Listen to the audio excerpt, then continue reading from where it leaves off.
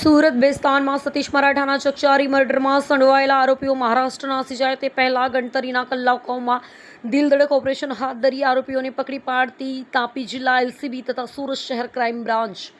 ગઈ તારીખ 5 ઓગસ્ટ 2024ના કલાક સવા 4 વાગ્યાના અરસામાં સુરત બેસ્તાન સરસ્વતી આવાસની બાજુમાં આવેલ ખુલ્લી જગ્યામાં જાહેરમાં કેતન ઉર્ફે સની સુધાકર શિરસાટ, રાહુલ ઉર્ફે બટકો, જગદેવ દુબે, करण कुमार उर्फे फिदुल हीरामणी, दुबे अजीत उर्फे जस्टिन बोलाभाई गोस्वामी तथा अन्य 4 कायदाना संघर्षમાં આવેલ બાળ કિશોર નાઓએ ભેગા મળી એકબીજાની મદદગારીથી મરી જનાર સતીશ મરાઠાને જૂની અદાવતમાં બંદૂકથી ફાયરિંગ કરી તેમજ કુહાડી, કોયતા, ચાકુ જેવા તીક્ષ્ણ હથિયારો વડે જીવલેણ હુમલો કરી સતીશ ઉર્ફે સતીશ મરાઠાનું મોત નિપજાવી નાસી જઈ ગુનો કરેલ, જે બાબતે બેસ્તાન પોલીસ સ્ટેશનમાં સલંગ કલમ હેઠળ ગુનો દાખલ કરવામાં આવેલ. પોલીસ કમિશનર શ્રી દ્વારા ગુનાની ગંભીરતાને ધ્યાને લઈ તાત્કાલિક આ ચકચારી મર્ડરના ગુનામાં સંડોવાયેલા આરોપીઓને સત્વરે ઝડપી પાડવા આદેશ કરતા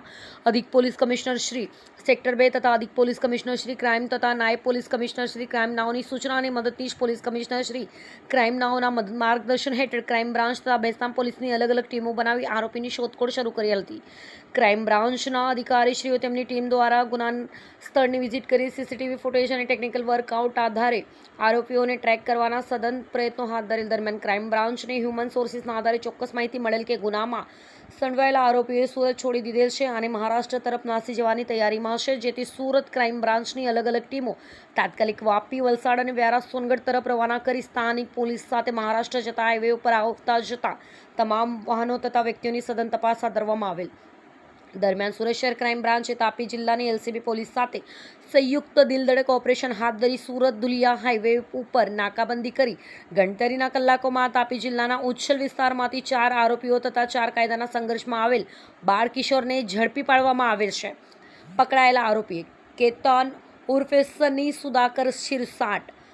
રહે ધ્રુવ પાર્ક સોસાયટી ગોળાદરા સુરત, રાહુલ ઉર્ફે બટકો, જગદેવભાઈ મુન્નારામ દુબે,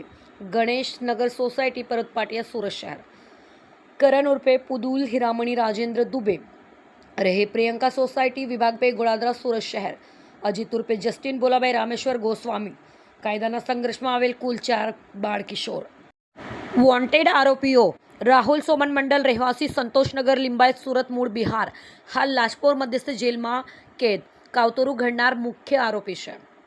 રાહુલ બબ્બન કાપુરે, રહેવાસી સુડા આવાસ, પાંડેસરા સુરત શહેર, રિંકુ નામનો ઈસમ. આ ગુનામાં સંડોવાયેલા આરોપીઓએ તેના મળતિયાઓ સાથે મળી મરણ જનાર સતીશ મરાઠાનું મર્ડર કરવા કાવતરું ઘડેલ અને કાવતરાના ભાગરૂપે આરોપીઓએ સતીશ મરાઠાનો સતત પીછો કરવાનું ચાલુ રાખેલ. ગત તારીખ 5 ઓગસ્ટ 2026ના રોજ મરણ જનાર સતીશ મરાઠા એક મહિલા સાથે બેસ્તાન સરસ્વતી આવાસમાં સ્વિફ્ટ કારમાં આવેલ. આ દરમિયાન ગુનામાં સંડોવાયેલ બાળ કિશોરનાએ મરણ જનાર સતીશ મરાઠાનું મર્ડર કરવા ઘડેલ કાવતરાના ભાગરૂપે બાઇક ઉપર પીછો કરી સ્વિફ્ટ કારનો ડ્રાઈવર સાઈડનો કાચ તોડી નાખેલ. તેઓને પકડવા જનાર સતીશ મરાઠા ગુસ્સે થઈ સ્વિફ્ટ કારની બહાર નીકળતા જ તરત જ આજુબાજુના કાવતરાના ભાગરૂપે ગોઠવાયેલા આ ગુનામાં સંડોવાયેલા આરોપીઓ તથા બાળ કિશોર નાએ સતીશ મરાઠાને ચારે તરફથી ઘેરી લઈ તેના ઉપર તલવાર, કોયતા અને કુહાડીથી જીવલેણ હુમલો કરતા સતીશ મરાઠે ભાગવા જતા તેના ઉપર ફાયરિંગ કરી અત્યંત ક્રૂરતાથી મર્ડર કરવામાં આવેલ છે.